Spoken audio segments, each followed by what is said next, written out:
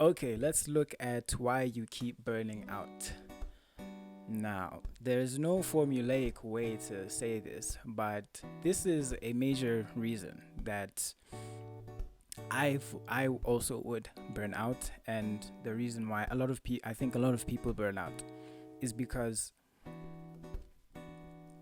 okay, let's take a scenario. Okay, let's look at Kim, as in not as in Jong Un, not as in Kardashian, just a regular Kim from from somewhere, from Pittsburgh. Okay, Kim from Pittsburgh. Kim is trying to change for the better. He realizes, yes, Kim, a he, yes, that okay, I have to change this, this, and this. Let's say he wants to start bettering his health, right? He wants to start bettering his health. So what does he breaks that? He breaks it down. What do I need to get my health in check? I need to drink more water. I need to be in the gym more. I need to clean up my diet. I need to be drinking protein shakes or whatnot. And generally, I need to have good time management so that I can be able to go to the gym when I have to, so that I fit it into my schedule properly, right? Right. But so Kim draws up this whole schedule. Okay, da da da. He writes it down. This is probably the 15th time Kim does this, and so he writes it down, puts it on his wall. Again, the paint is chipping off because he keeps putting up new schedules every month. You know what I mean? 15th time he's doing this, right? Cool. He writes it down. Whole 9. It's finished. Puts it up. Next morning, he put up that he has to be working out at 3 p.m. sharp. When he gets back home, 3 p.m. sharp, he is in the gym. 3 p.m. sharp, he gets home sharp. He does it. Day 1. Day 2, day 3, day 4 is a struggle. Okay, day 5 he gets back on it. 6, 7. Okay, it's still a struggle. Okay, it's getting shaky because things are coming up, and now it's hard to prioritize. Okay, day 7 he does it at maybe 5 p.m. Okay, right? He goes to the gym at 5 p.m. 2 hours behind, but that's fine. Right? You get back on track. Day 8 gets back on track. Day 9 on track, and then day 14. He's out of it. And then that's where he burns out. At that point, that's where he burns out. Why? 1, because he was doing it from willpower. And 2, because the level was too high. The level was way, way too high. Right? If you are looking at integrating a habit into your life, you have to take baby steps. And a good example is from a book that I've read. It was actually not a book that I read. It's an audiobook that I listened to by I forgot who it is by, but it's called The Compound Effect. And in there is a woman who is overweight.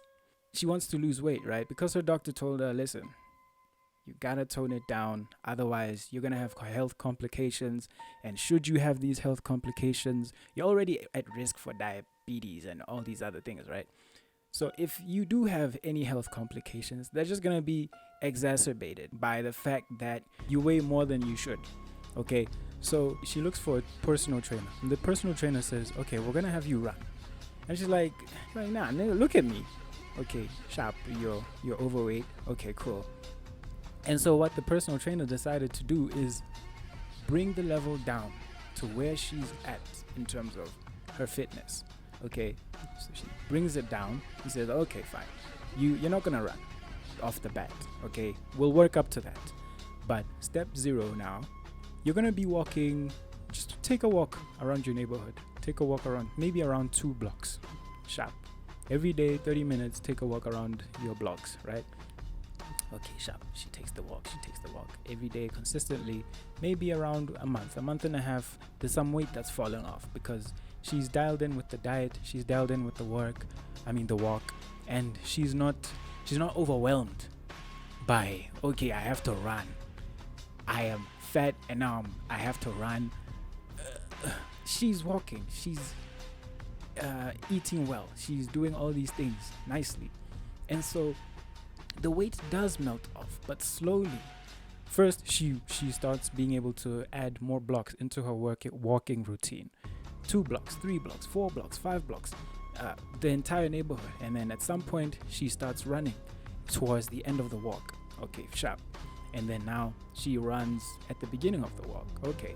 And then she runs at the beginning and the end. And then the beginning, the middle, and then maybe walks at the end. She adds more distance to how much she runs.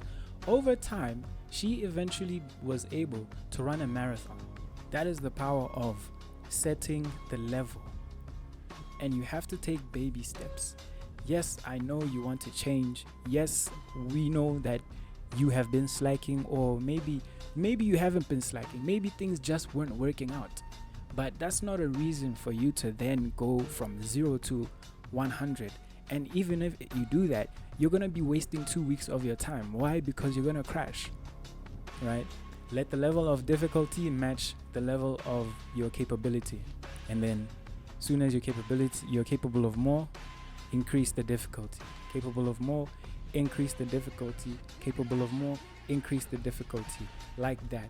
And that's how you build a habit, or you build strength in whatever it is, right? That's how you do it. And so at that point, she's lost a ton of weight, and she is fit, she's healthy, quality of life is better, relationship with the kids, she has more energy at the end of the day, and all of this. And that is sort of like what will happen if you take it one step at a time, take it one level at a time. You have to be your own coach. A coach will not just will not put you in the what? If you're doing basketball, your team is not making it to the NBA leagues and shit. You have to be, and that might not be how the NBA works, but you get what I'm saying. You have to come with it step by step, and have that patience. If you want quick results, then it's not going to work for you. You're just going to be stuck at step 0. Why? Because you're going to keep falling back. Willpower is not the way. Lead yourself correctly. Have some grace, have some patience, and meet yourself where you're at.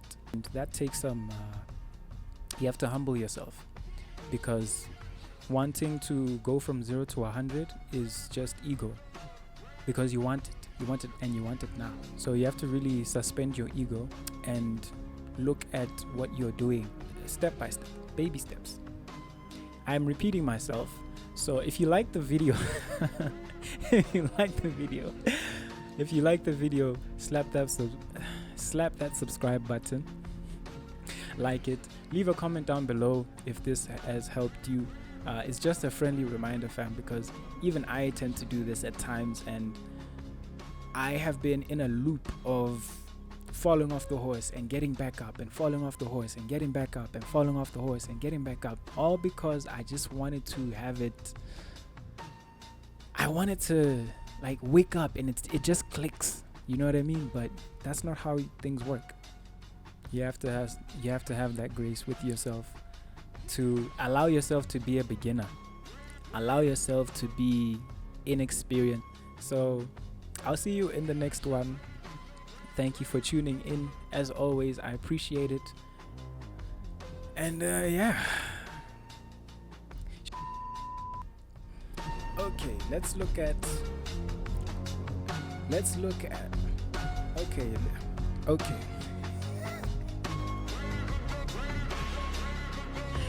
Trying to get the right start here. Okay, bear with me.